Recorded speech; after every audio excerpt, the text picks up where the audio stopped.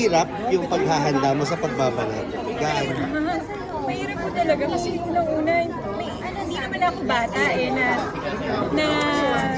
di ba, nanganak. Katulad nung kay Jazz, nung nanganak ako, ang bilis ko naka-recover kahit na cesarean. Ngayon, medyo, kahit yung pagbubuntis ko, ang hirap nakahiga lang ako. Ganun. So medyo maselan, tapos nag-gain ako talaga ng medyo malaki. Kaya medyo nahiya ako nung mag-post sa social media. Matagal din bago ako nakabalik sa dati. Pero kamusta yung buhay niyo ngayon ni Dennis na iba na syempre, may baby na kayo at saka as husband and wife niya. Masaya dahil kumpleto na yung pamilya. Masarap yung pakiramdam na yung soulmate mo kasama mo na. Wow, soulmate. Soulmate na talaga. Ano kaiba?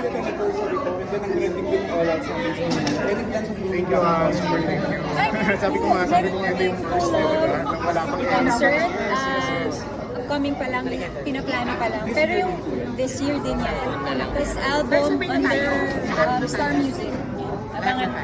Yun nga sabi mo kanina, yung second chance ninyo ni Dennis, di ba? Mas maganda pala. At ang ending mas malaki yung nabago, yung husband and wife na kayo, kaysa dun dati pa ng as magkasintahan, as lovers. Malaki yung pagbabago. Iba pag mag-asawa na. Maraming adjustments, maraming kailangan tanggapin, di ba? Yung parang kailangan team kayo Isang pamilya, isang buo, kailangan desisyon, lahat ng desisyon, kailangan kayong dalawa.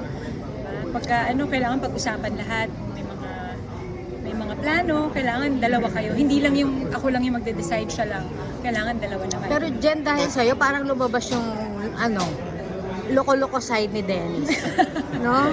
Dati pa yun, meron na yun. Pero mas... Hindi lang niya Nahihiya nilalabas. lang siyang ilabas. Na-enjoy mo naman. Na-enjoy ko naman. Kasi sa bahay, gano'n naman siya Oo. Pero kay Dennis, malaki rin na nabago. Oo, like Positive naman. Oo, positive naman na kayo. Nawala na yung mga selos-selos yung dati. Wala na. Pag mag-asawa pala, parang wala na masyado. Kampante na Oo. Ano yung support din sa'yo dito? Sa Ano po pagbabalik mo? Yung support na sa'yo sa pagbabalik mo? Siyempre, kasi bago ko bumalik, yung kaba ko, ibang klase. Talagang, hindi ko alam kung kaya ko ba bumalik. Kasi parang yung nervous ko, iniisip ko pa lang na bumalik, nanginginig na ako Si Dennis yung talagang, parang life coach na, kaya mo yan. Ganito lang yung gagawin mo. Enjoy ka lang, huwag mo isipin masyado. Ganun. Pero paano hatian nyo ng nag-uusap ba kayo na pag merong kang gagawin siya, wala? Ganun talaga. May Kailangan kami. Kasi bago mag-isang taon si Dylan, kami lang Wala kaming yaya.